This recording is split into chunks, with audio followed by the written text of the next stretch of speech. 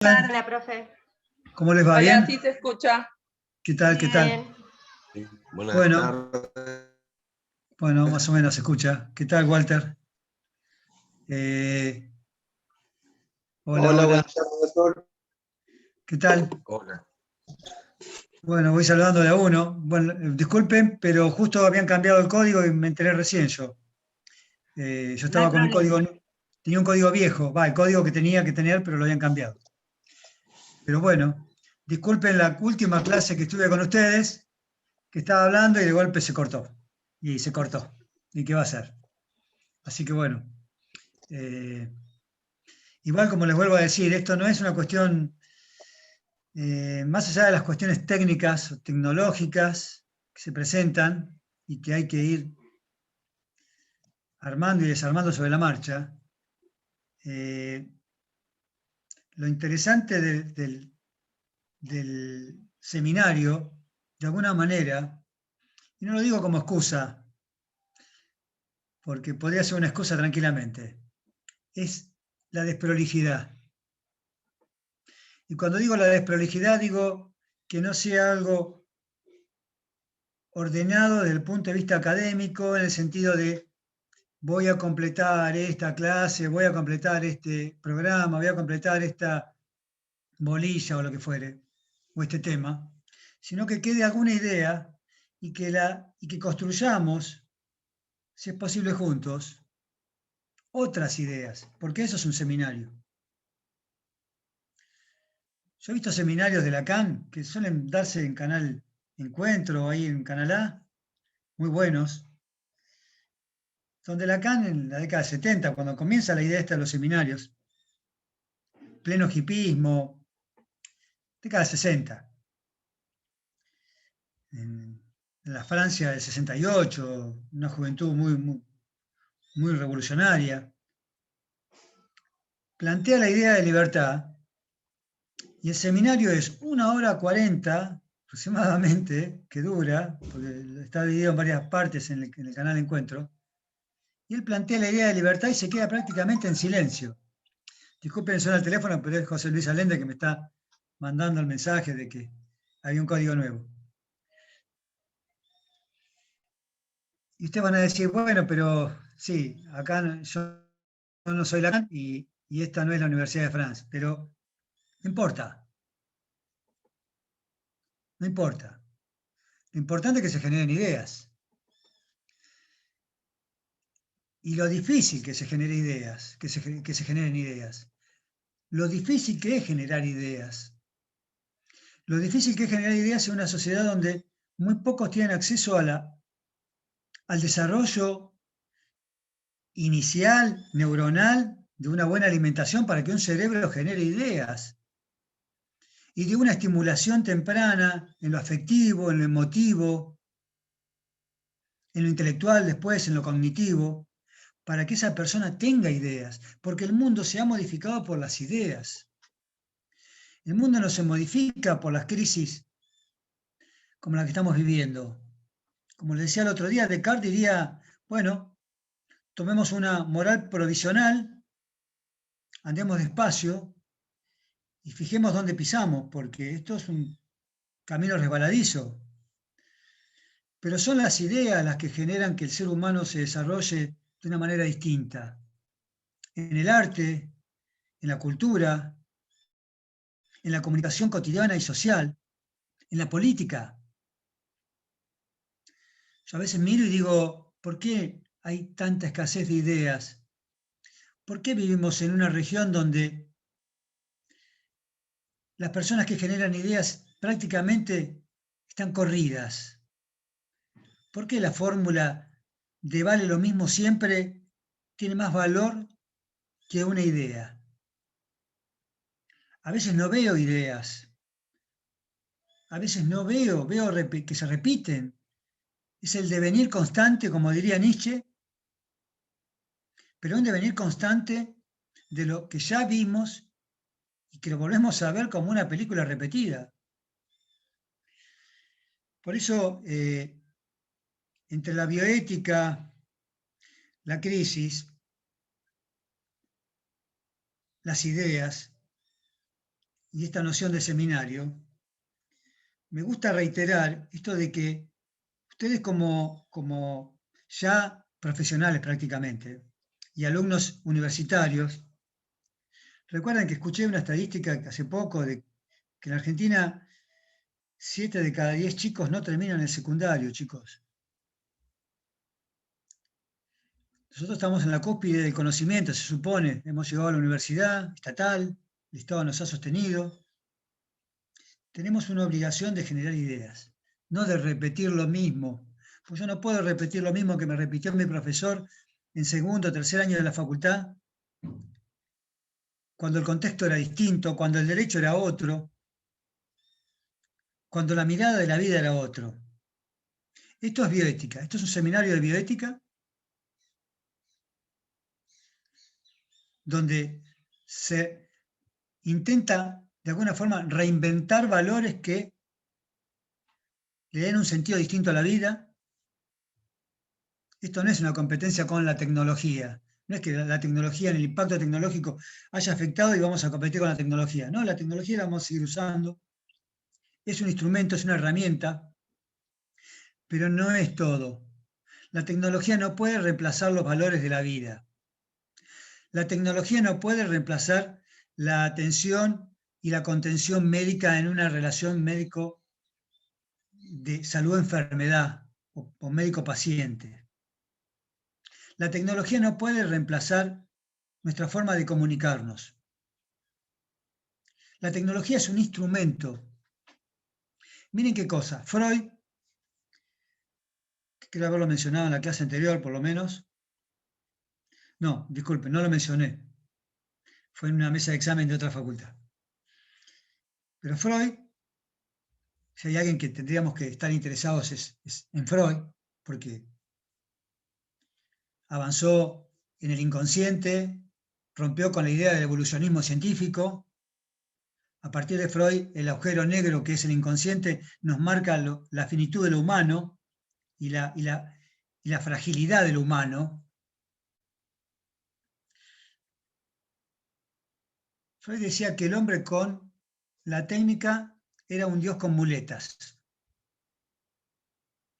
Qué símbolo, ¿no? Un dios con muletas, un dios rengo, un dios con problemas, un dios medio humano o un humano que se cree Dios.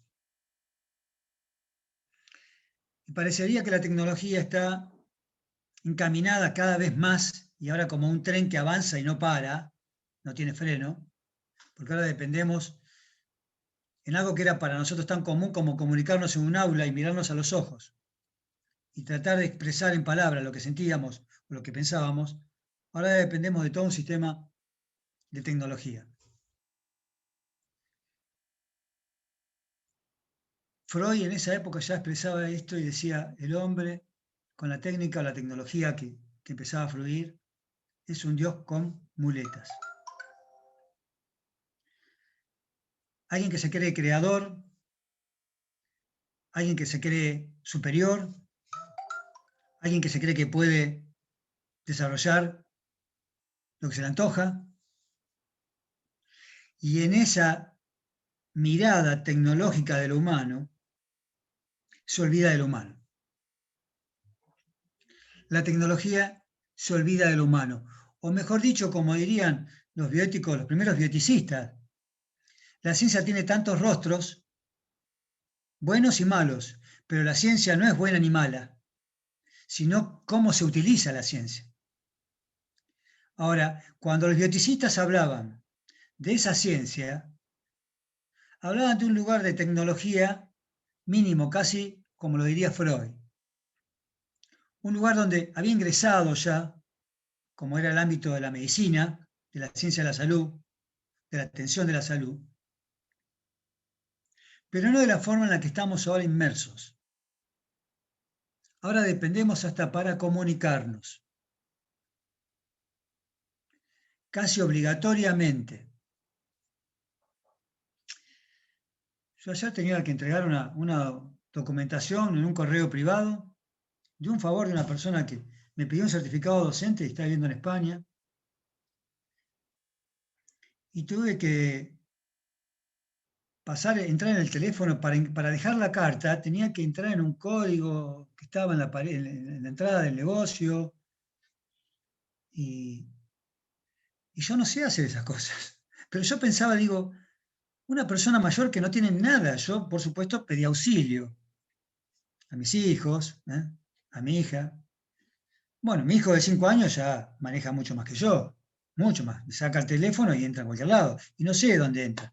Y entra y tengo que andar escondiendo el teléfono porque el médico se lo prohibió ya. Porque deja de hacer cosas de nene cuando agarra el teléfono. Deja de ser nene.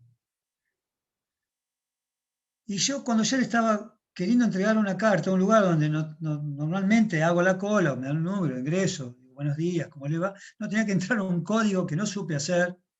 Y pensaba en una pobre persona mayor. Yo ya soy una pobre persona mayor casi para esto. Pero pensaba en alguien más mayor. Alguien que ya no tiene acceso a la tecnología, que no tiene un teléfono. ¿Qué hace? No puede mandar la carta. No puede recibir la encomienda. Y la persona que atendía era un pequeño tecnócrata, casi con ambiciones de poder, que decía, bueno, ahora fíjense en la pantalla porque ahora van a aparecer los nombres. Y yo decía, y había gente mayor esperando. Antes hubiéramos tenido la humanidad mínima, decir, pase señora, ¿no? Usted ¿cómo no puede estar parada en la puerta con este calor? Es una persona mayor. No, no, no, no. Encima la retaban. Porque junto con la tecnología aparece el abuso del poder del tecnócrata, que es una emisaria del poder tecnológico, siempre, con escasos valores, con escasa condición moral frente al otro. Y me preocupaba ¿por qué? Porque la tecnología, y esto ya es una reflexión bioética, tiene que ver con una mirada positivista a ultranza del resultado. Tiene que ver con una cuestión de racionalidad científica que busca resultados, busca eficiencia. En cambio, los valores, chicos, no buscan resultados. Los valores deben ser razonables, no racionales. Por eso, en bioética decimos que todo lo razonable es racional, pero no todo lo racional es razonable. Porque lo racional va a la eficiencia, lo razonable va a los valores. Esta semana me dio un poco de vergüenza ver cómo en distintos lugares del poder de nuestro país debe de estar pensando en crear una política en salud. Y digo distintos aspectos del poder porque no quiero encasillarme ni en la izquierda ni en la derecha, ni macristas, ni kirchneristas, ni peronistas, ni radicales, porque ya no tengo una mirada tan parcial de la realidad. Eso lo dejo a los sectores, a los medios, a los que tienen intereses. Yo lo digo de una posición bioticista, filosófica y humanística. El símbolo que yo tenía frente a la idea del poder que de distintas ideologías, empresarios, políticos, funcionarios, personas de distintos niveles, hacían abuso de sus influencias para recibir tal vez una vacuna que en otro momento nadie se hubiera dado porque no sabemos si se hicieron todos los protocolos adecuados. Y me imaginaba en el Titanic. Me imaginaba la metáfora del Titanic. Todas estas personas amorales, porque no confundamos la inmoralidad con la amoralidad. Son inmorales y amorales. Amorales que no tienen moral, no saben lo que es lo bueno y lo que es lo malo. El inmoral rompe con la moral, rompe con lo que se supone que es bueno para la persona, para el grupo, para quien sea, de acuerdo a donde se lo mire. Y me imaginaba el Titanic, me imaginaba la película, y me imaginaba a todos estos individuos que no es una cuestión ideológica y sectaria, son personas que están identificadas con distintas ideologías y distintos sectores, empujando, pagándole al que maneja el bote, empujando a la embarazada, tirando a los viejitos por la borda, a los niños también, porque la única forma de llegar al bote era tirando gente en el Titanic. Y esa es la imagen que yo tuve en un momento en que vi cómo los valores se deshacen.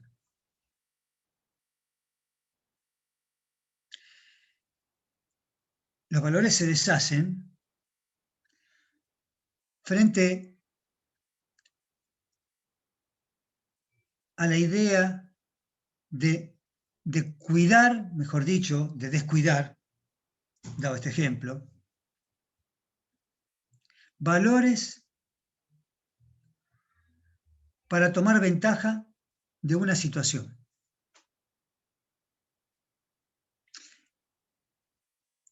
En filosofía, y en filosofía bioeticista, desde el punto de vista de la distribución de los recursos en salud, podríamos decir que en este contexto no había ninguna figura de ética personalista en donde la persona tuviera valor en sí misma, sino que lo que había era un utilitarismo a ultranza.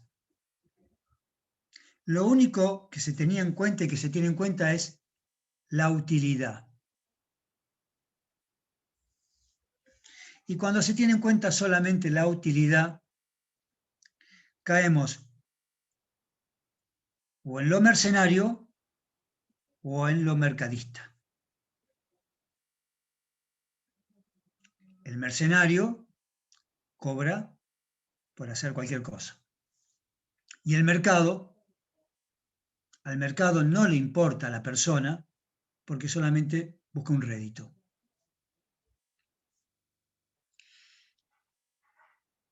Y al nivel de reflexión a donde yo quiero llegar, y les pregunto a ustedes también porque me gustaría que opinen, que digan lo que piensan, lo que sienten.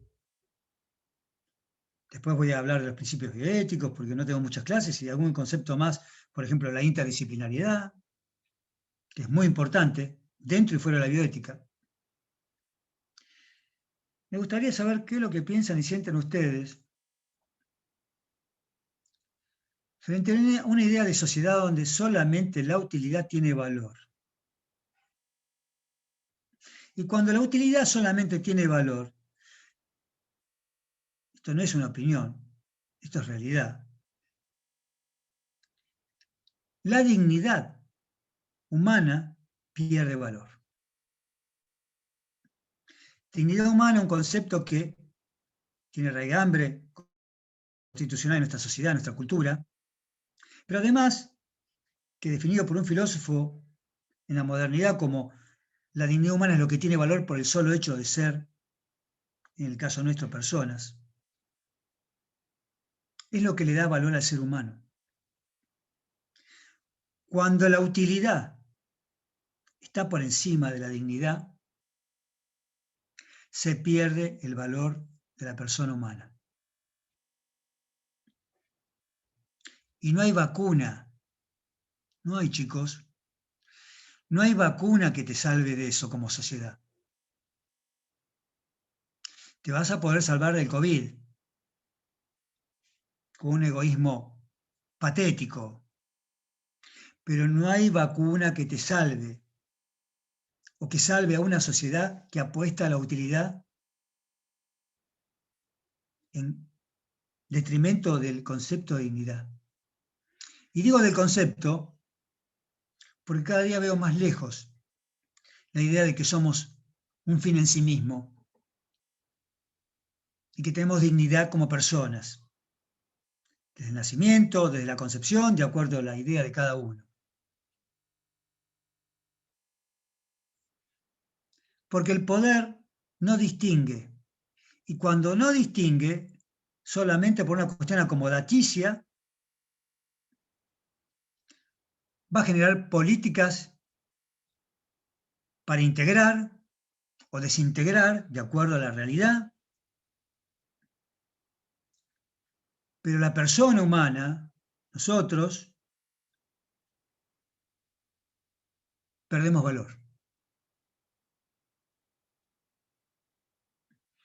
Yo no sé cuál es la opinión de ustedes, me gustaría que alguien, por lo menos, para que esto no sea tan discursivo, odio lo discursivo, yo no estoy pensando, no vine acá con la clase armada, sería un disparate, y menos un seminario. No estuve pensando de qué voy a hablar con ustedes, chicos, estoy hablando lo que realmente pienso desde una mirada bioética y lo que siento desde mi sensación, desde mi pensamiento, desde mi crítica, desde mi mirada, de mi sensibilidad, desde mi dolor. ¿Cómo nos estamos desintegrando como sociedad y como personas? Porque yo siempre admití en todas mis clases, 70 y pico de años, que soy individualista, no soy comunitarista, lo que no quiere decir que no sea solidario. Creo que el cambio fundamental es del sujeto a la comunidad y de arriba para abajo. Pero eso es una idea mía. Me da dolor ver pobreza. Me da dolor que no tengamos una política en salud seria. Me da dolor que no haya una clara distribución de los recursos en salud. Me da dolor de que la persona, que es lo que en última instancia, dentro de su fragilidad y vulnerabilidad, tenemos que fortalecer, se encuentre cada día más debilitada en sus posibilidades, no solamente de reclamar lo que le corresponde como ser humano, sino como sujeto. Y cada día va a ser más complejo, porque vuelvo a decir, mi metáfora de estos días fue no la de que la bioética, como me creí en su momento y convencido estaba en el año 90, 89, 85, cuando empezamos con estos temas, iba a permitir una verdadera autonomía en la decisión médica, una claridad en la distribución de recursos, una mejor comunicación con los distintos agentes del arte de curar y de la salud, una regla más clara entre las distintas políticas privadas y públicas y de salud pública para que el ser humano tenga una asistencia mucho más adecuada. Y hoy me encuentro con esto, la idea del Titanic.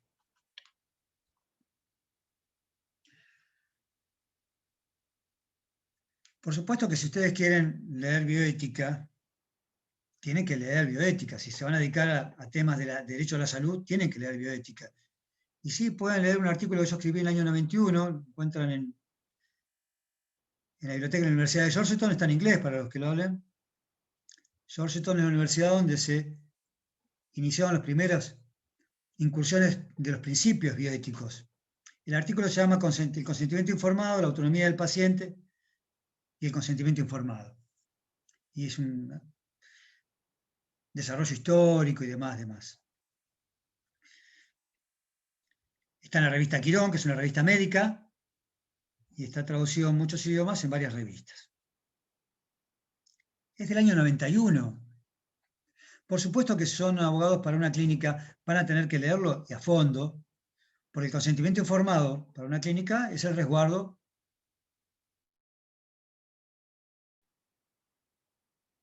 científico y demás frente al paciente.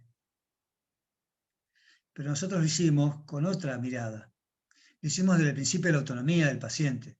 Creíamos, estábamos convencidos que, que la bioética traía consigo una mirada distinta del punto donde se paraba el ser humano frente al poder hegemónico médico que tomaba decisiones en momentos en que el hombre está cada vez más vulnerable, que es la enfermedad.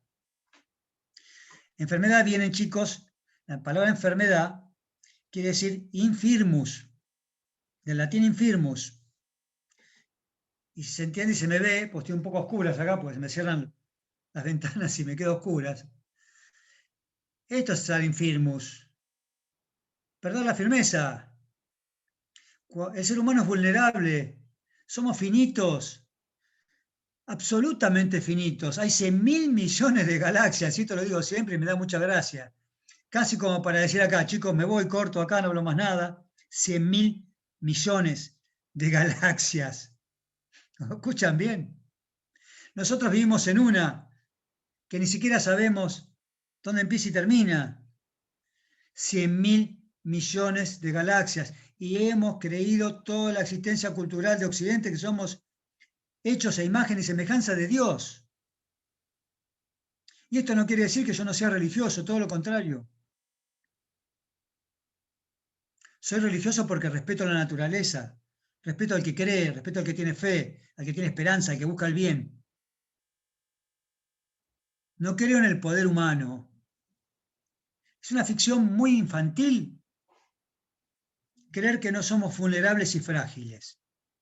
Pero si encima que somos vulnerables y frágiles, porque vivimos en un pequeño planeta, muy chiquitito, vaya a ver en qué recóndito lugar de la existencia, del tiempo y del espacio, que son las dos coordenadas que deberíamos interpretar, para resolver las crisis también. Por eso la política y el poder lo maneja muy bien. Romper la dimensión del tiempo y del espacio, la velocidad, ahí caes en crisis, no podés pensar, no podés tomar decisiones. Pero en este multiverso, porque no, ya ni me atrevo a decir universo, de 100.000 millones de galaxias, somos como una pulga. ¿Qué decir una pulga? ¿Un piojito? Tampoco, en una cabeza. Ni siquiera. Sin embargo, nos creemos poderosos. La bioética venía de alguna forma a generar un espacio humanístico de respeto y de protección al ser humano que ya de por sí lo declaraba frágil y vulnerable, y que en estado de enfermedad es mucho más frágil y vulnerable. Porque cuando estamos enfermos, chicos, vamos al médico con un miedo atroz. Nos ponemos a llorar en la cama. Queremos que alguien nos cuide. No queremos estar solos. No tenemos firmeza.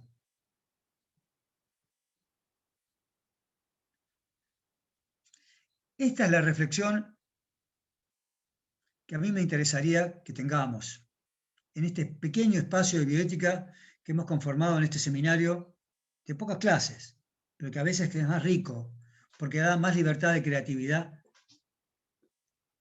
en este caso a ustedes, otras veces a mí. Pero el espacio de reflexión que yo quiero llevar es a esto. ¿Será el poder humano tan desgarrador, tan miserable,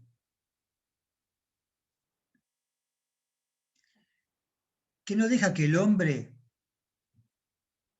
pueda tener un espacio vital donde se desarrolle con autonomía, con respeto, con valores, con libertad, y que genere sociedades con los mismos valores y el mismo respeto?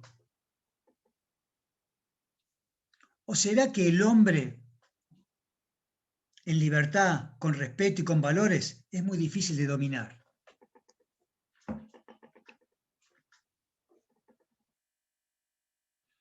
Cualquiera de nosotros hoy, cualquiera estamos en condiciones de plantear, de pensar y de reflexionar.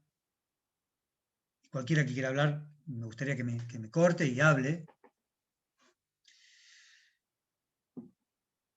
de que los mercenarios, que los utilitaristas, que los miserables han ganado, como han ganado tantas veces en la historia de la humanidad. Porque vuelvo a decirles, en la década del 90, el concepto de autonomía se había desarrollado de forma tal que el consentimiento informado se tornó casi indispensable en la función médica. Y desde el punto de vista filosófico, romper con un paternalismo hegemónico fue audaz, fue una conquista. Y digo un paternalismo hegemónico para que se interprete que a veces el paternalismo puede ser manipulador, otras veces no. Un padre cuando cuida y da un buen consejo para el bien del hijo, no está manipulando. Eso ténganlo en claro, porque yo siempre digo, y mi idea central, tanto en filosofía como en bioética, es romper con la manipulación. Tenemos que aprender a romper con la... Antes que nada, ustedes están en un seminario de bioética, pero van a ser abogados. Empezar a romper con la manipulación estatal, judicial, empresarial, familiar, de vínculo.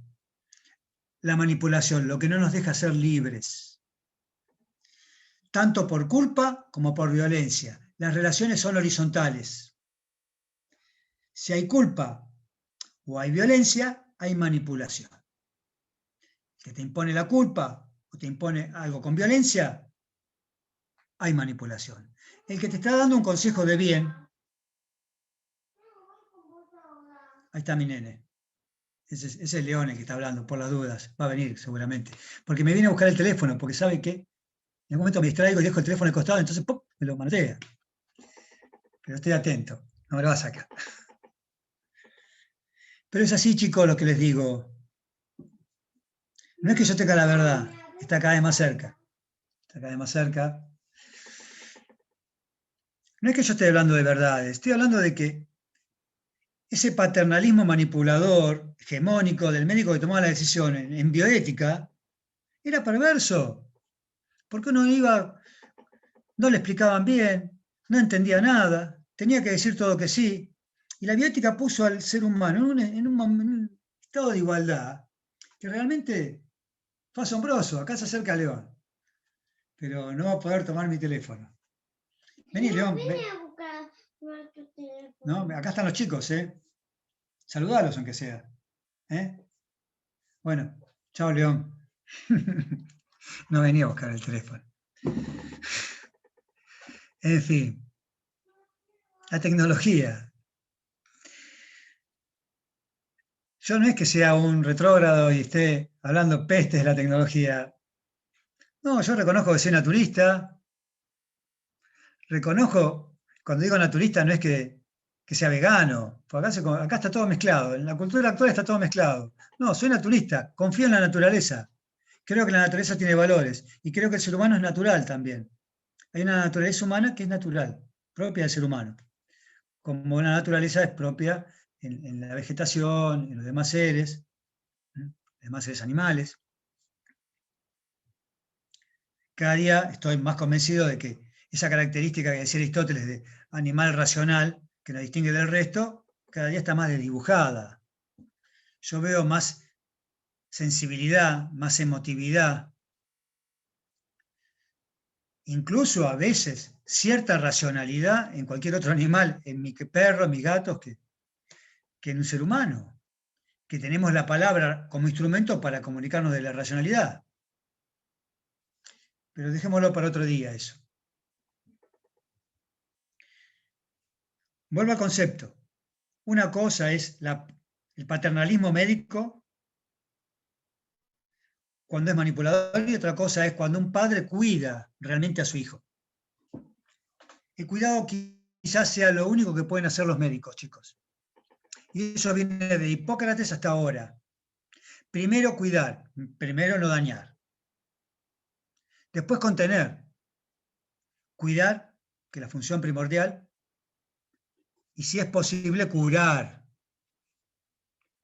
Pero si me preguntan a mí, en 30 años de bioética, y habiendo analizado las distintas características de las distintas especialidades médicas,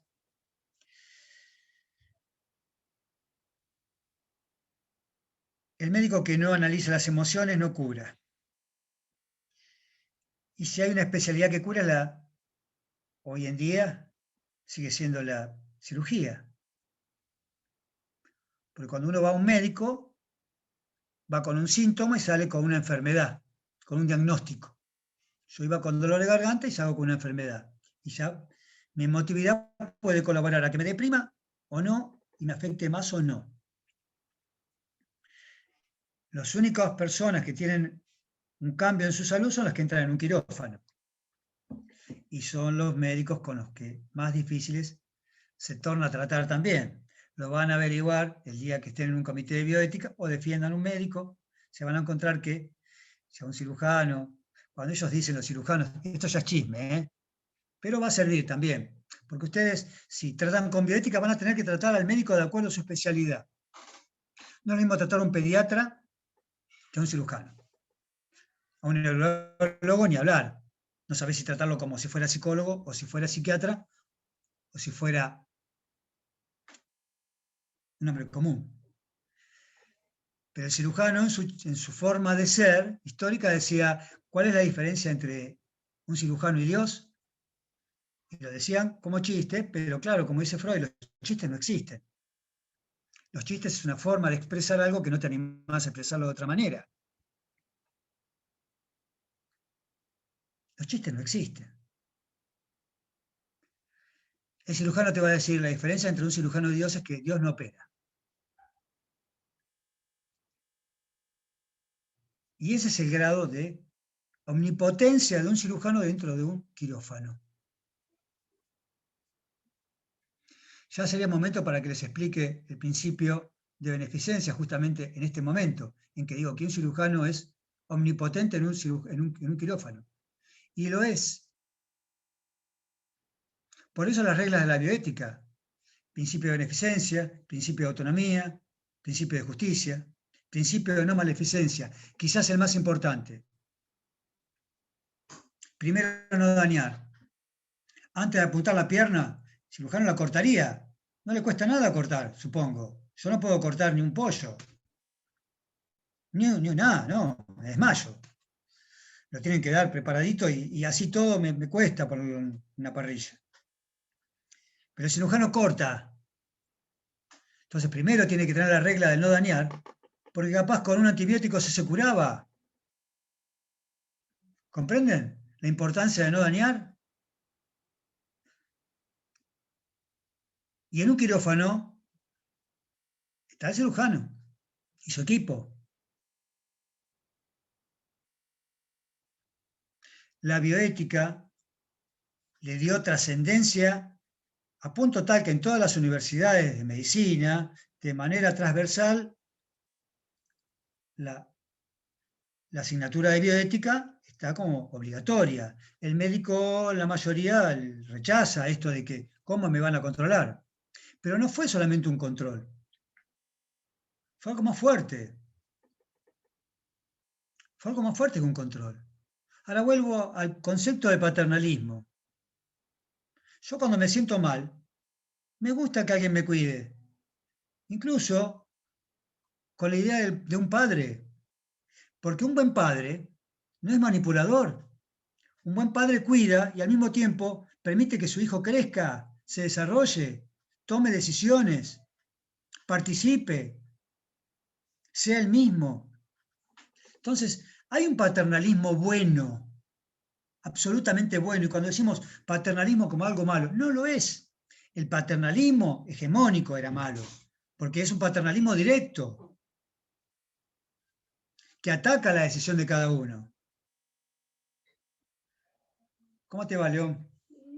Ven y saluda a los chicos, así saben quién sos, porque si no, aparte estoy con la luz apagada. Si no me querés prender la luz, así los chicos me ven la cara, porque parezco un fantasma ya. Ahí está, esto es la bioética también. Vení, León. Hola, decile. ¿Cómo andás? ¿Cómo andan, chicos? Dígase. ¿Cómo les va? ¿Todo bien? ¿Eh? Bueno, andá si yo sigo con los chicos. Dale. Después nos vemos, dale. Después nos vemos. Después capaz, no te puedo prestar el teléfono, porque el médico te dijo que no. Yo no te voy a venir a agarrar el teléfono. Bueno, después jugamos a la pelota, dale. Dale. Hay que negociar. Una pregunta. Sí. Hasta el principio de no dañar, ¿hasta cuánto está manchado, si se quiere decir de una manera, con las, no sé si nuevas, porque siempre existieron las políticas sociales de ver a la salud como una mercancía y la gran discusión de paciente-cliente y las obras sociales y todo ese tema? ¿Hasta cuándo influye? ¿No? Sí. Disculpame, tu nombre, recordame tu nombre que no lo... Gabriela. Gabriela, porque no veo, con los anteojos, estos son los anteojos de ver de lejos y no veo. Gabriela, no me acordaba el nombre por eso, disculpame. Esto es lo que se pierde con la tecnología, porque me gusta estar ahí y mirarte a los ojos y decir, necesitaría 2 clases para contestarte eso, un seminario entero para responder esa pregunta, porque esa es la pregunta. Esa quizás sea la pregunta. Y te digo, mirá hasta dónde me tengo que remontar. Cuando aparece Hipócrates, que fue el primer médico occidental en Grecia, y aparece el juramento hipocrático, y aparece esta idea de que la salud y que la medicina no es una cuestión solamente de sacerdotes y de dioses del Olimpo que curaban y si tenían envidia te mataban o te enfermaban. Hipócrates representa el médico, el preludio del médico científico y el inicio de una medicina naturista. Hipócrates decía, somos lo que comemos, hay que cuidar eso que se transforma en cuerpo. Y él jura en su juramento hipocrático dentro de su ámbito, de su escuela de medicina, hacer el bien. Hasta tanto los medios, incluso yo les voy a leer el juramento hipocrático, es muy cortito, todos los problemas de la salud se reducen en las contradicciones que la sociedad moderna indujo a la medicina, trabajando junto con el juramento hipocrático, porque los médicos siguen jurando como Hipócrates en el siglo X a.C., siglo VII, VIII, perdón. La obligación del médico es hacer siempre el bien. ¿Pero qué pasaba? Había muy pocas cosas que se podían hacer en ese momento. A punto tal que Hipócrates decía que para que un ser humano, hoy hay 10, 15 tipos de muerte distintas, cerebral, cardiológica, total, qué sé yo, sería infinito, son muchas. Él decía que había que ponerle un espejo en la boca. Si se empañaba el espejo es porque el alma todavía estaba en el cuerpo. Si no se empañaba es porque el alma ya se había ido. Quiero decir con esto de hacer el bien siempre estaba limitado en la época de Hipócrates de una manera muy particular, porque, de paso le mando un saludo a tu mamá, que no la veo hace rato, antes que me olvide. Y a tu papá también, que hace rato tampoco lo veo. El bien que ellos podían determinar en qué consistía era muy poco. Pero con la tecnología aparece lo que se llama primero el concepto de sobrevida.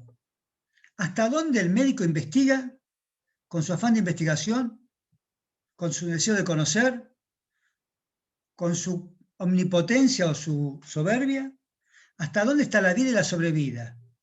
¿Hasta dónde un médico, primero en su función de beneficencia, el principio de beneficencia, hacer el bien, no dañar? Ahí hay un punto fundamental.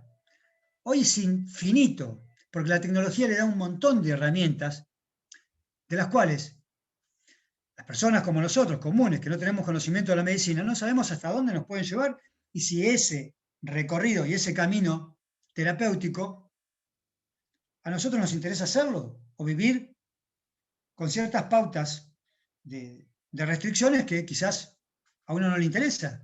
¿Se comprende esa idea? Esa es la primera y fundamental, el desarrollo de la medicina como ciencia. Pasamos de una medicina naturista, la que podía hacer pocas cosas, a una medicina cientificista, luego evolucionista, luego vino la cirugía, luego la tecnología, luego la medicina de confianza como un soporte para que la persona se sintiera cómoda dentro del ámbito de lo médico. Eso fue parte del establishment, digamos, de la idea del estado de bienestar, que se rompió. Absolutamente se rompió. Pero después aparece una noción mucho más trascendental, Gabriel, pero mucho más compleja, que es pasar de la idea de que la salud es un bien primordial y básico, que tiene que ver con la dignidad humana, a que sea un bien de mercado. Un ejemplo, la Argentina. Teníamos una excelente salud pública. Hoy en día, diría, no sé, complicada, pero la tuvimos siempre, porque estaba implícita en el sentido de que la salud era parte de la dignidad humana, como era la educación, como era la alimentación, la educación, la vivienda. Otro punto trascendental no es solamente la noción de que se rompe con una idea de dignidad, sino que al transformarse como un bien de mercado, las reglas del mercado establecen lo que vos estás preguntando justamente, que no hay límites a esta noción de beneficiar o no dañar o dañar. No los hay, vemos constantemente los ejemplos. La cirugía estética, por ejemplo. Para darte una idea, un granito de arena es eso. Un granito de arena. Quizás sea el punto trascendental de la idea de curar en la medicina. Y el límite cada vez es más finito. ¿Por qué? Porque conviven distintos niveles. Acá tengo un acompañante. Distintos niveles de salud pública, en sus distintos niveles, prevención, primeras consultas, cuestiones mucho más complejas, terapias intensivas, terapias muy costosas, muy difíciles de mantener. Medicina privada, medicina de obras sociales, medicina de otras instituciones que no llegan a ser obras sociales y tienen distintos nombres, con menos obligaciones. Todo eso convive en el mismo sistema y no podemos decir, como por ejemplo pueden decir los canadienses, los dinamarqueses, tenemos un sistema de salud pública. El impuesto va a ser caro, la salud pública es lo que te da, esto es lo que está. La salud pública, seguramente en Canadá, o en Dinamarca, o en Suecia, está regida por un proyecto en salud, regulado por una ley en ese proyecto de salud. En Argentina no tenemos nada de eso. Tenemos una especie de legislación para la medicina pública, para la semipública, para la obra social, para la medicina privada. Entonces, parecería que las responsabilidades se diluyen y al mismo tiempo, al diluirse las responsabilidades, aunque los juicios de mala praxis aumentan día a día y cada día más, está como en un terreno, yo diría, endeble, poco claro, imposible de determinar cuáles son los límites. Yo creo que hoy en día nos va a costar mucho reponer, y sigo planteando esto como quizás la reflexión para este seminario, ¿cómo va a ser la medicina del futuro? Cuando digo el futuro inmediato. ¿Cómo va a ser el agente de salud? ¿En qué nivel se va a encuadrar? Cuando digo nivel, estoy diciendo en qué sistema de responsabilidad. Si va a ser el Estado el que controle el privado, si va a ser el privado el que tome espacio sobre lo público. Creo que estamos en un momento bisagra, el cambio va a ser trascendental. El sistema médico no va a poder soportar las responsabilidades desde el punto de vista económico, va a ser cada día más mercantilista, no tengo la menor duda, vamos a un sistema privado de salud donde el Estado se va a ocupar de las necesidades más básicas, pero eso estoy haciendo futurología. Pero sí puedo decir el cambio que hubo en la década del 70, 80 y 90, especialmente el 90, la época de Menem en la Argentina, donde pasamos de un sistema de salud público bien organizado a un sistema de salud público destruido, que nunca más se pudo remontar. Yo a veces comento que la salud la tenemos que mirar justamente de cómo son los edificios, me está distrayendo León y no puedo. León.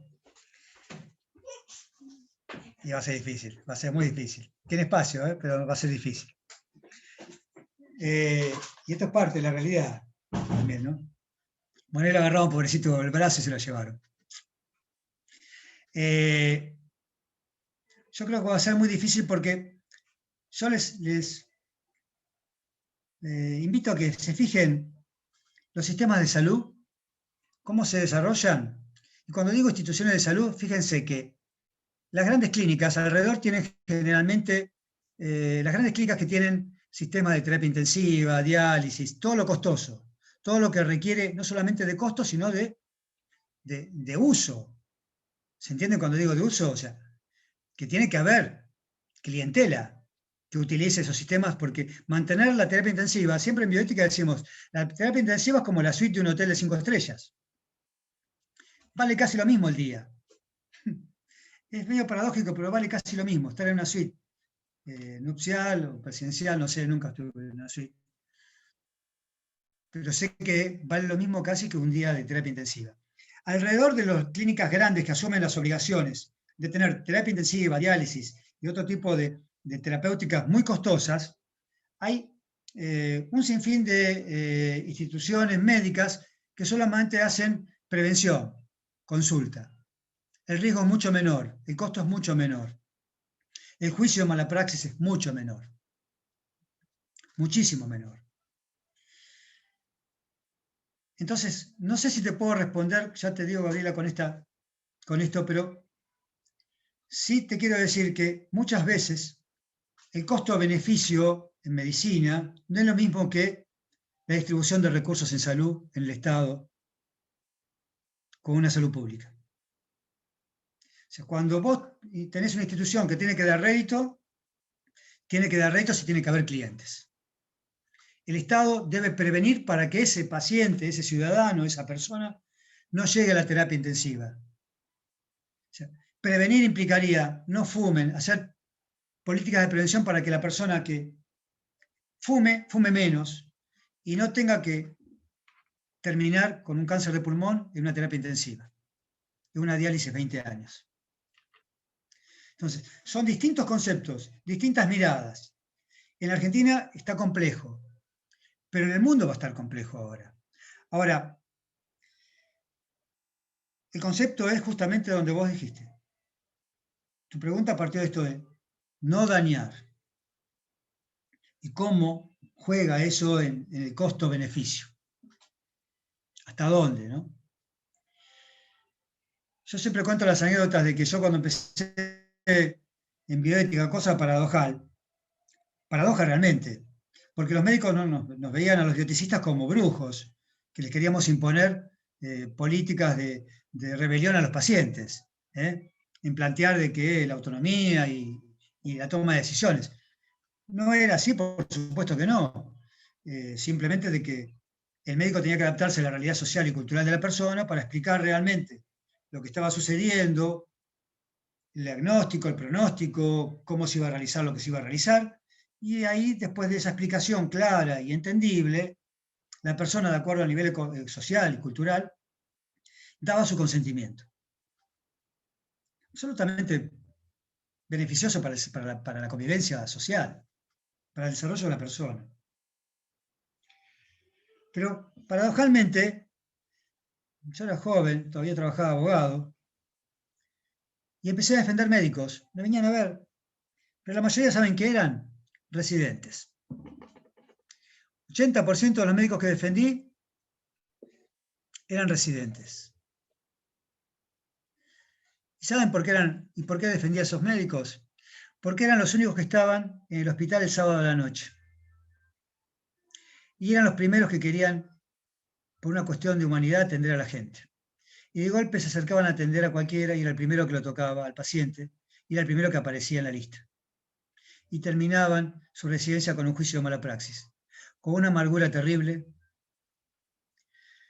con una bronca impresionante, con un dolor en el alma a veces, porque como me decían muchos de ellos, y muchos llorando me lo decían, porque tenían que seguir trabajando al otro día en la misma guardia donde sabían que ellos estaban ahí y habían hecho todo de buena fe y solamente habían tocado al paciente. Muchos de ellos me decían, Horacio, la gente se muere. Una expresión bastante chocante, ¿no? Puede ser según el contexto, pero sí, nos morimos. La única convicción y certeza que tengo hoy en la vida, que vamos a nacer y que vamos a morir. No sé qué es la muerte, pero que vamos a morir. Que un día no vamos a estar. Vamos a estar ausentes. Y ellos, muchos de ellos me lo decían, la gente se muere y a veces no podemos hacer nada. A veces sí, a veces no. La mayoría de estos chicos cambiaban de profesión, dejaban la profesión, se iban a vivir a otro lado. Su vida se transformaba en un verdadero calvario. Porque, chicos, de fondo no es la música, es la música de la Torre del Agua que hay recitales y justo está atrás de mi casa. Pero muchas veces me puse en el lugar del médico, muchísimas veces. Porque muchas veces el médico cumplía con todos los requisitos, explicaba al paciente, contenía a la familia. Y no era solamente ahí el punto de no dañar, sino que el daño era algo implícito en la cultura humana. Y te estoy diciendo esto, Gabriela, porque yo sé que tenés un pensamiento filosófico. Y tendría que ser una relación vincular, la de la medicina, de pura confianza como lo fue en un momento. No hay otra forma en que funcione la medicina si no es en la confianza. Cuando vos te entregás a un cirujano en un consultorio, en un quirófano, le estás dando tu vida. Cuando le estás dando un hijo a un quirófano, en un quirófano o a tu mujer, o a tu novio, o a tu novia, o a lo que fuere, a la persona que más amás, le estás entregando con total confianza, no le podés tener desconfianza. ¿Y saben cuál es el primer consejo que yo daba a los médicos después de la experiencia en bioética que había tenido con relación a los juicios de mala praxis y a las situaciones de daño real y a veces no tan real?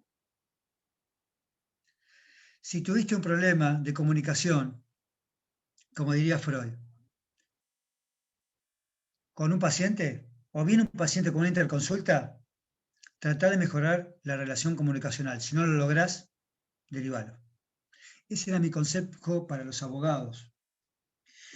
Especialmente para los abogados residentes, porque me daba pena que siempre terminaban pagando el pato. Porque el sábado a la noche eran ellos los que estaban. No estaba ni el jefe de planta, no estaba el director del hospital, no había enfermeras, no había recursos, estaban ellos, atajando todos los penales.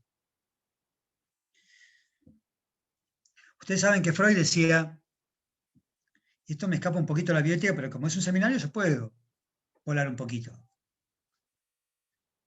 Y ya que estamos, aprovechemos a volar un poquito después de tantos años de vida terrenal en la Facultad de Derecho, sin dejarnos volar, sin dejarnos decir lo que sentimos y pensamos y cómo cambiar leyes y modificar estatus y crear nuevas instituciones, generar nuevas formas de vivir, nuevos contratos sociales. Volemos un poquito, pero ¿saben qué decía Freud? Hay tres, lo voy a explicar a lo criollo, pero decía Freud, hay tres causas del sufrimiento humano. Tres.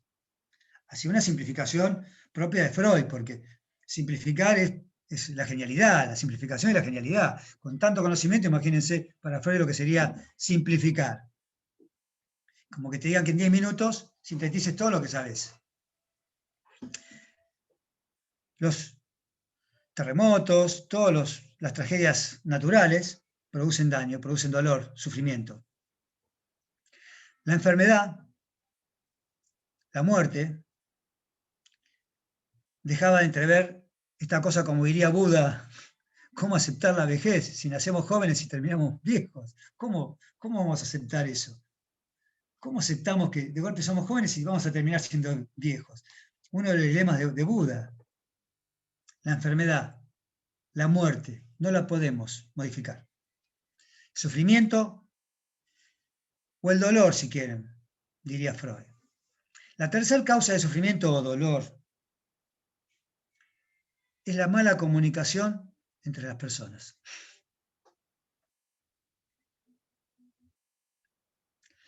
A veces la persona más amada,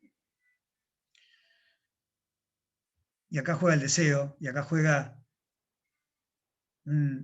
toda una dinámica de pensamiento psicoanalítico y más profundo, superadora del derecho, superadora incluso de la interdisciplina, en que el deseo humano tiene una oscuridad profunda, que a veces hasta podemos dañar a la persona que amamos. Pero a veces la falta de comunicación, la mala comunicación, la incapacidad de poder expresar lo que realmente sentimos o queremos decir, genera mucho sufrimiento humano. Y si no hagamos todos, yo me incluyo y lo haría también, y lo hago generalmente y me doy cuenta que me equivoco mucho. Alguna introspección nos damos cuenta que, ¿por qué dije eso? Lo podría haber evitado, lo podría haber dicho de otra manera, le podría haber dicho realmente lo que sentía, pero por miedo al rechazo, por miedo a sentirme frágil, por miedo a que me discriminen, o porque me piensen que fuera esto o el otro, lo dije mal. Cuando quería decir que la amaba, le dije que no la quería ver más. O cuando le quería decir que tenía miedo, le dije que se vaya. Y analicen cualquier situación humana en que una incomunicación ha generado sufrimiento. Y ojo, que las palabras son como las piedras. Una vez que las tirás, no vuelven.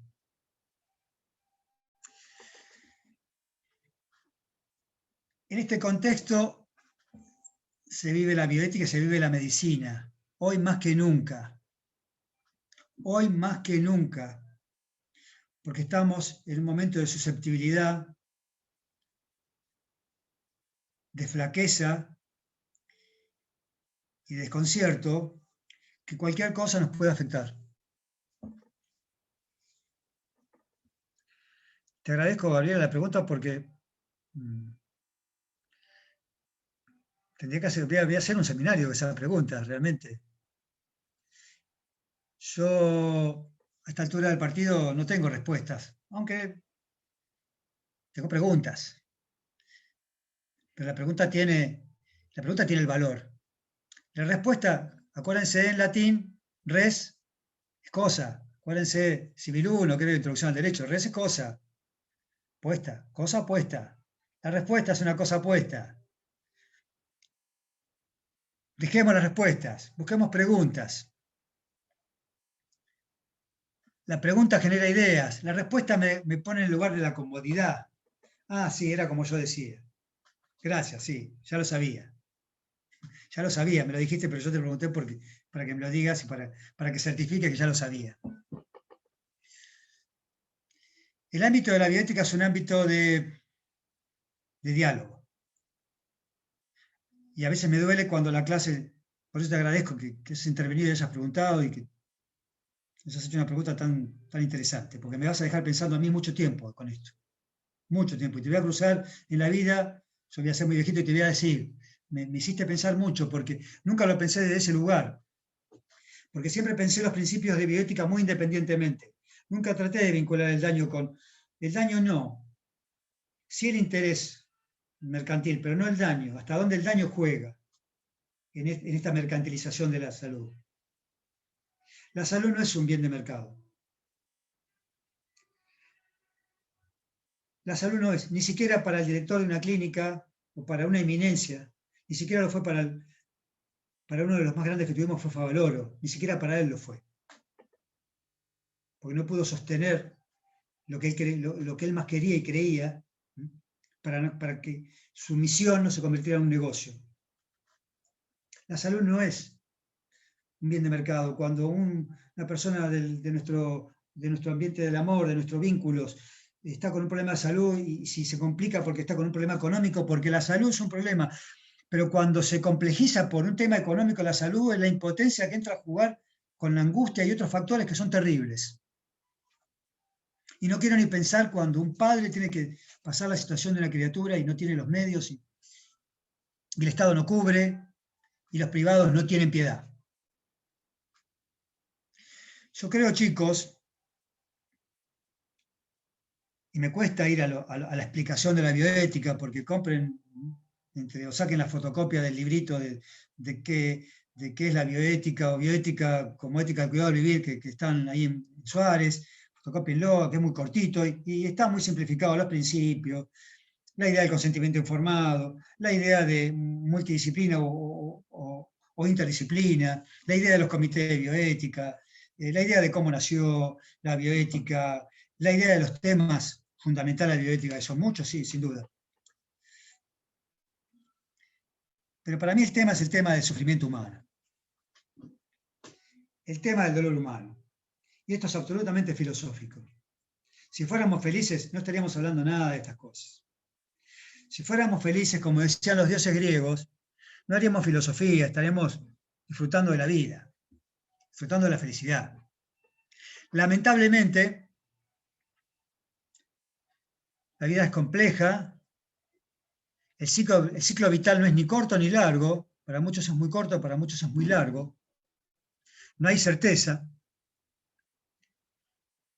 y la salud juega un factor preponderante en el proyecto de la vida humana.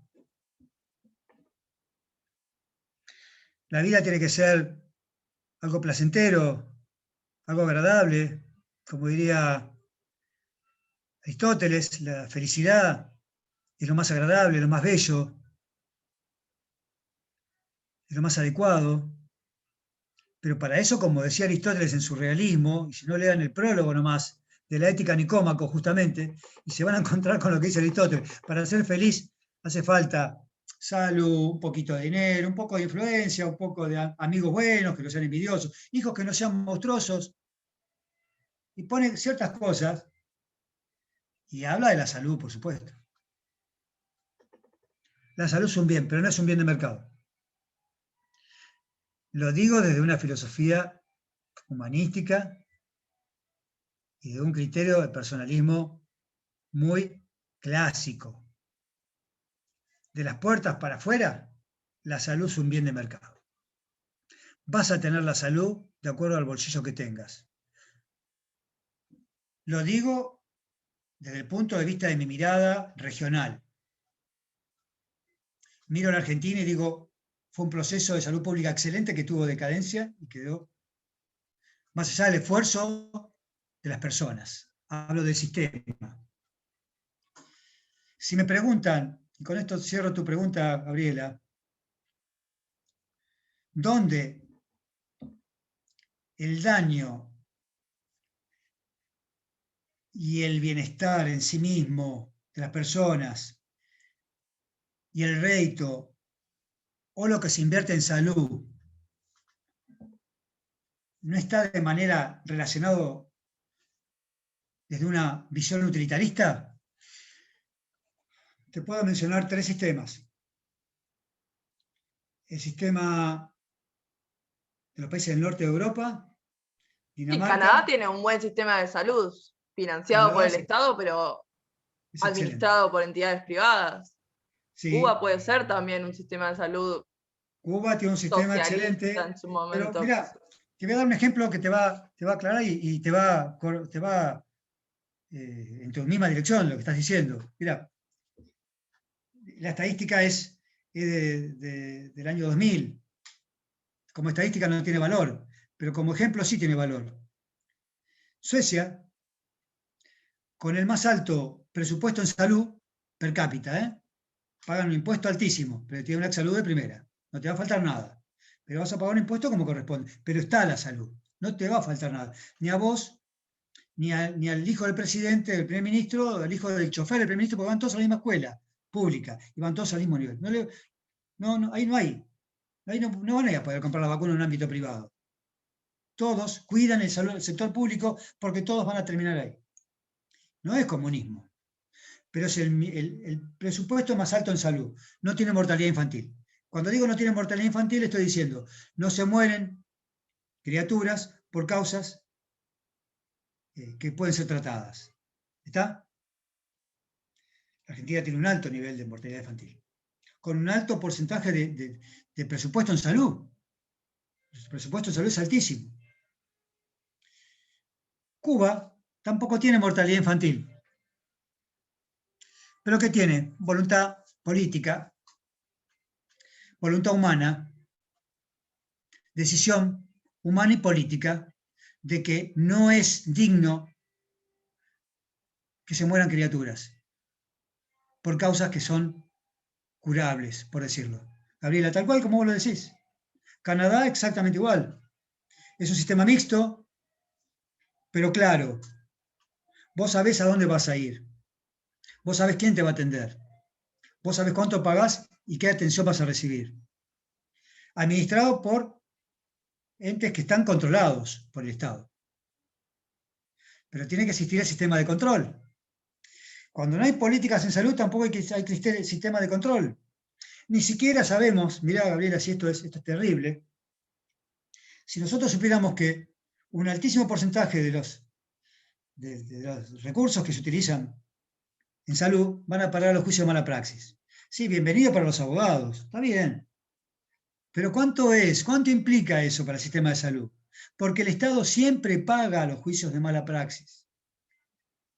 Si no los paga la provincia, los paga la nación. Si no los paga el hospital, termina pagando. El Estado siempre paga juicio de mala praxis. Y eso sale del presupuesto en salud. Y tampoco es una política en salud de que cuando no tenemos las pastillas para la gente que tiene SIDA, le sacamos el presupuesto que ya estaba asignado para los chicos desnutridos y se lo damos. Eso no es una política en salud. La política de salud es algo claro. ¿Cuánto se va a utilizar para este sector de la salud? ¿Cuánto se va a utilizar en prevención? ¿Cuánto en primer nivel de salud? ¿Cuánto en consultorio de salud? ¿Cuánto en terapias complejas? El tema de la salud es muy complejo, pero como vos preguntaste el tema del daño, yo te digo que hay sectores, hay países, y yo comentaba, creo que la clase anterior de Brookman, cuando era nuestro asesor en el grupo de investigación y en el comité de bioética, y nos contaba de que él era el que determinaba si la persona se iba a cambiar de sexo en Bélgica, en Lovaina, creo que era la ciudad que él estaba así. Él determinaba si esa persona iba a poder ser feliz. Desde los psicoanalíticos, desde el conocimiento, de la aceptación. Y en ese periodo era el que más tardaba el proceso para el cambio de sexo. Ahí radica el interés del Estado, que iba a invertir en ese momento, creo que eran $30.000, en que esa persona que cambia de sexo y que pasó por todos los requisitos que tiene que pasar para determinar que va a ser feliz, una persona feliz, ¿puede ser una metáfora esto? Quizás no, quizás sea una realidad. Una persona feliz no mata. Una persona feliz no estafa. No tiene necesidad de mentir, ni de ocultar, quizás ni de robar. Quizás una persona feliz no daña. Cuando un Estado tiene el compromiso de que la gente, que el individuo que integra esa sociedad, ese contrato, sea feliz, el riesgo al daño es mucho menor, Gabriela. Y la corrupción que puede generar una telaraña, un velo de ignorancia y de ocultamiento de todas estas cuestiones que cuando están menos claras favorecen más la corrupción, van generando redes de inmoralidad, de aprovechamiento de la debilidad, de falta de sentido del otro, de falta de captación del otro. Porque una sociedad que pierde los valores y ya no ve el daño, no dimensiona el daño del otro, es una sociedad psicótica. Y lo digo ya no de la metáfora, porque si mucho tiempo fuimos una sociedad de alguna manera neurótica, o viviendo alteradamente la vida del otro, hoy ya parecería que perdimos la dimensión del daño, Gabriela. Digo Gabriela porque es la que hizo la pregunta, pero la que tengo acá más cerca. Cuando perdemos la dimensión del daño, no podemos hablar de bienestar, no podemos hablar de principio de beneficencia, no podemos hablar de autonomía, no podemos hablar de justicia, no podemos hablar de, ni siquiera de una bioética humanística. Ya deberíamos ser una bioética defensiva. Porque un comité de bioética que trabaja con la idea de tener una respuesta adecuada frente a un conflicto dilemático en la vida de una persona, si tiene que jugar con la teoría y salir a la realidad donde los valores están trastocados, es un discurso vacío. Por eso la bioética, chicos, y esto lo digo con total certeza, o por lo menos la experiencia me lo dio, no está en las agendas del poder. No está. Dicho esto, y siendo las 20:30, y disculpen si mi discurso suena demasiado realista, pero estoy tratando con abogados. Ustedes no son estudiantes. Muchos lo tienen en los genes ya, de nacimiento. Caso tuyo, Gabriel, ya vienen en los genes. Ustedes ya no son estudiantes, son abogados. Faltan 1 o 2 materias, 3, ¿qué importa? Pero empecemos a ver si la bioética surgió como un movimiento humanístico, surgió como una idea de generar una sociedad más justa. Ese es el objetivo. Ese es el único objetivo del derecho.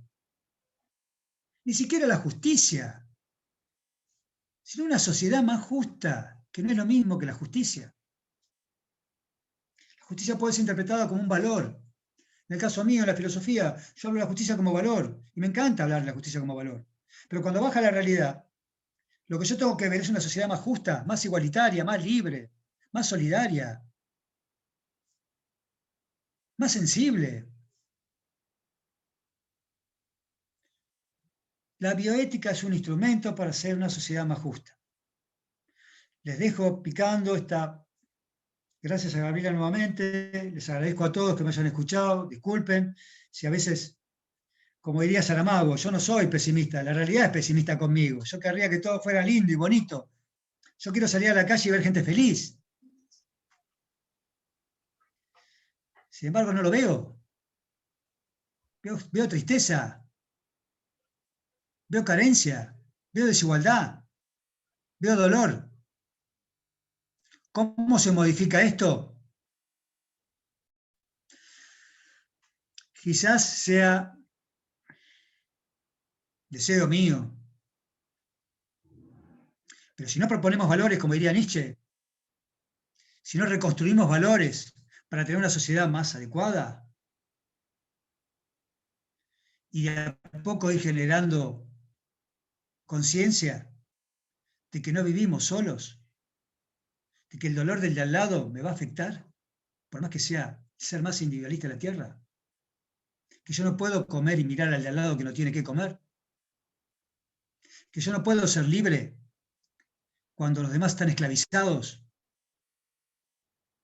que yo no puedo pensar en mi proyecto porque el bolillero de la vida me permitió llegar a un lugar mientras el otro le tocó el 0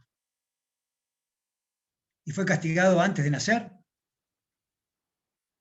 Si no tomamos conciencia de esa idea de sociedad más justa, de una vida individual, de sujeto más justa, más libre, más humanística, no hablemos de bioética.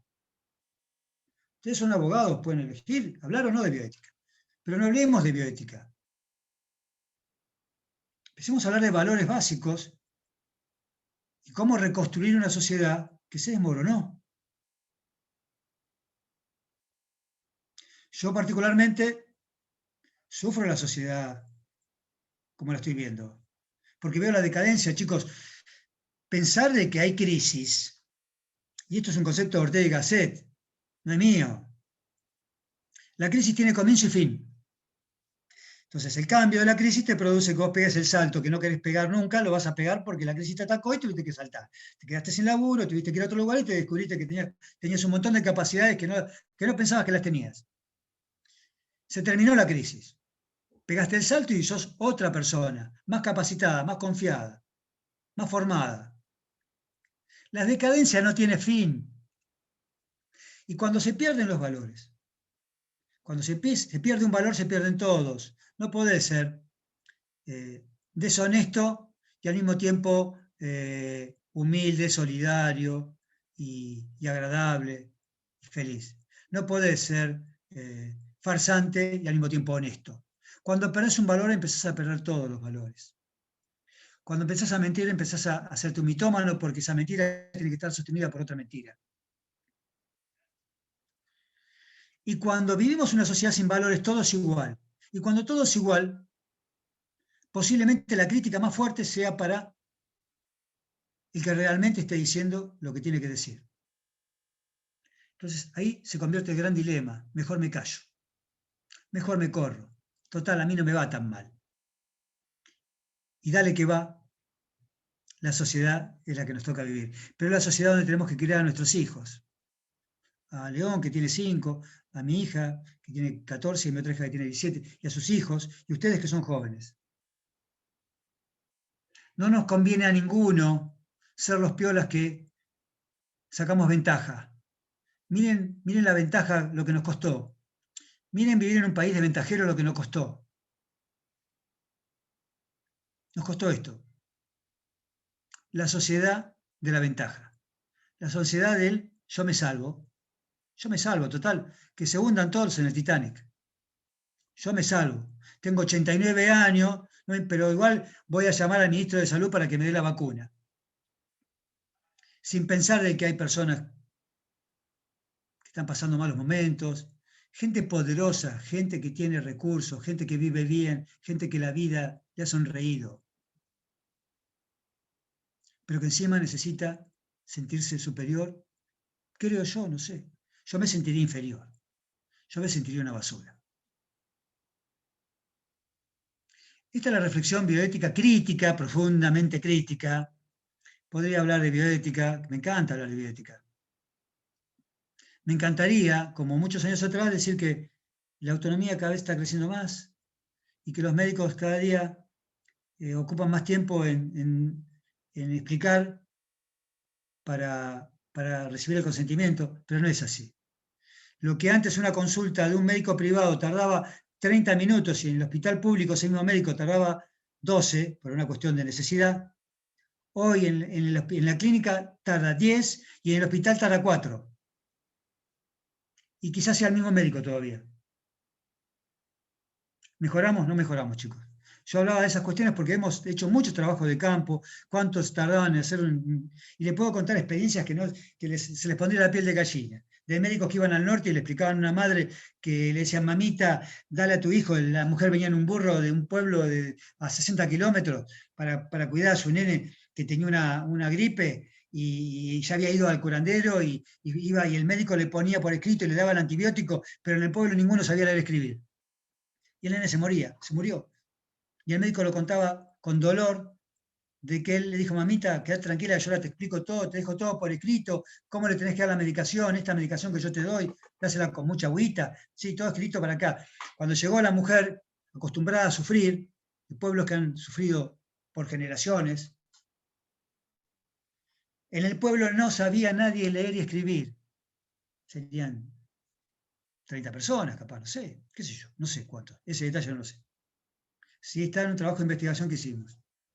El nene se murió, porque no sabía cómo dar antibióticos, y no sabían leer ninguno.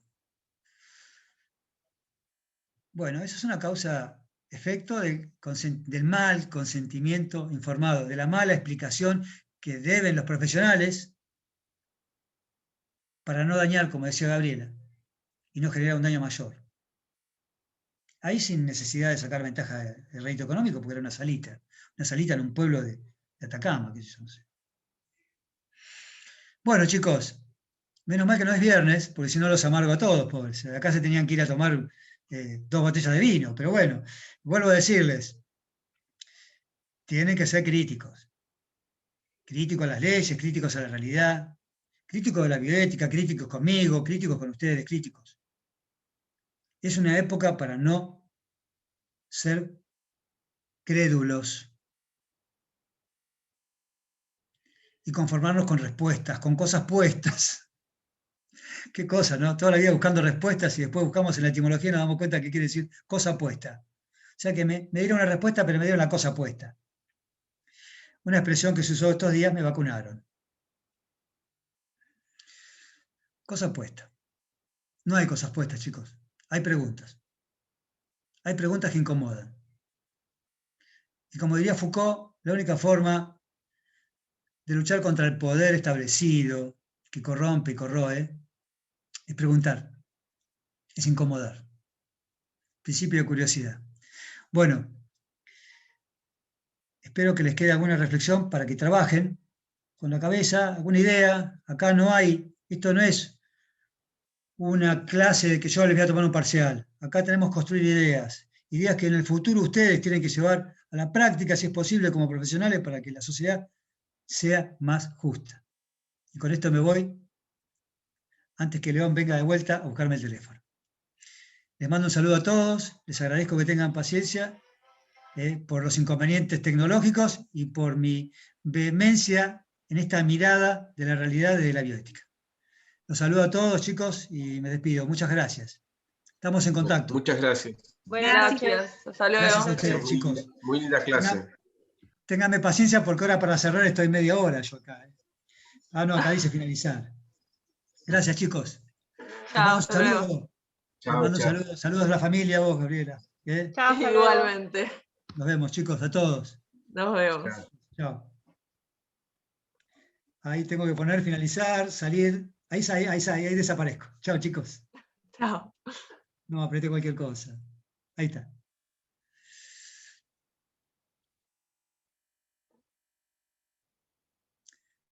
Bueno, me parece que ya está. Nos vemos, viejo. Saluda a vos. Mauro.